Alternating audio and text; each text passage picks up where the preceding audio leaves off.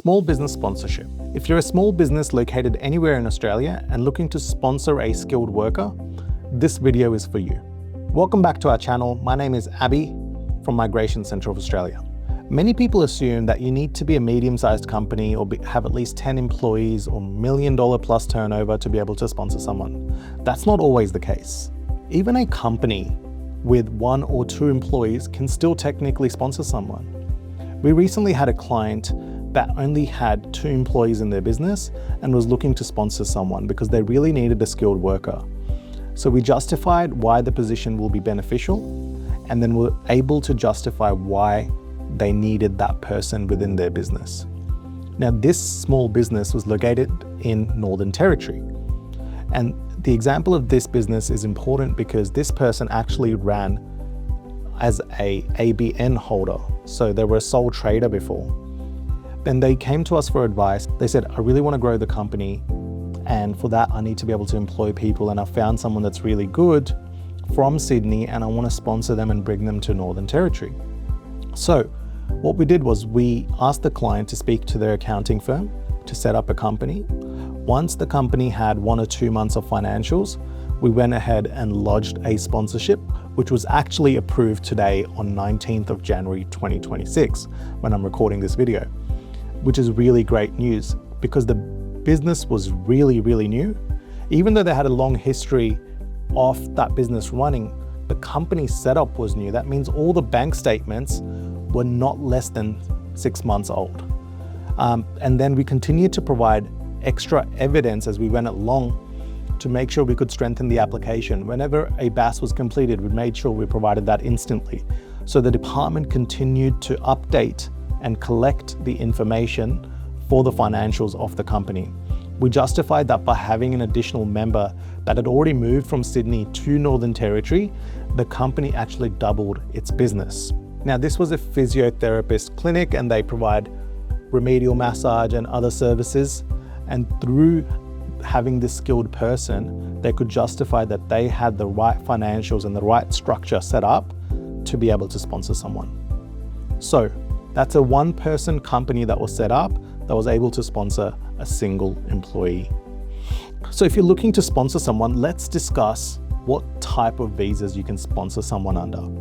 The first one I want to talk about, which most people know, is the 482, the Skills in Demand visa, which is a temporary visa. The second one is the Employer Nomination Scheme, which is the 186. You can either go from the 482 and transition to the 186, or you can apply directly to the 186 as well for a permanent visa straight away, if your company is willing to support that. Then the other one is the training visa, which a lot of people don't talk about. Now, the training visa is a specialized visa where you have to justify the kind of training you need to be able to work for that company. Now, that company should also be able to upskill you in your specific occupation. So you have to pick an occupation that you fit into for the purposes of a training visa as well. Now, as I mentioned, all of these visas can be for a very small company all the way to very large companies that we work for. So we've assisted clients that is turning over $100,000, $200,000, all the way up to clients that are turning over hundreds of millions of dollars. As part of the criteria, as a sponsor, you need to demonstrate that you're actively trading your business. So you should provide evidence of the financials, like I mentioned, your lease, your organizational chart if you have one, a business plan if you have one. All these things really help and go a long way, and show that the company is genuinely able to support the sponsorship and also has the financial ability to take care of any financial obligations that come with sponsoring someone. Then as part of that, the next step will be to justify that it is a genuine position within the business and that you really need this person, and you could not find a suitable Australian worker, whether that's an Australian citizen, permanent resident, or someone located in your region, and that's why you're choosing to still sponsor someone. Especially if you're a new business, you can further go ahead and demonstrate that you're actively trading by providing them contracts, proof of services. For that physio example, we provided them that they were registered with different insurance providers for the claims that they make on behalf of their clients or customers, any type of invoices or portfolios, depending on the type of industry you're in. So all these carry a lot of weight and should be attached, especially if you think that you're a small business or a new business to help strengthen your application. So here's a summary of what we've talked about.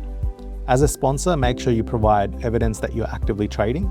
So bank statements, BASs, financial reports, anything to do with your finances in general, tax lodgements. Then secondly, organizational chart, a business plan if you're a new business especially to help strengthen the case. Then proof that you're actively trading, you can attach further evidences like contracts, service agreements, anything that can prove that you are in fact operating a business and serving customers or clients. Make sure that you've tried to recruit a suitable Australian worker before you decide to sponsor someone, because that's also part of the criteria, and make sure you understand the salary requirements to be able to sponsor someone, which we call the market salary rate. Once you meet all of this criteria, you have to compile it together. The first step will be a sponsorship, then a nomination where the business says, I've applied for a sponsorship or I'm an existing sponsor. Now I'd like to nominate someone in this position within my business, and here's my sponsorship number or TRN that you have. And then the visa application, which is all to do with the visa applicant justifying that they have the relevant skills to do the work that you want to nominate them for. Unfortunately, there's no shortcuts, but there is a strategic pathway that you need to follow to be able to justify and make a strong application, especially if you think you have a weaker case. If you have any questions, leave them below or email us or contact us for more information.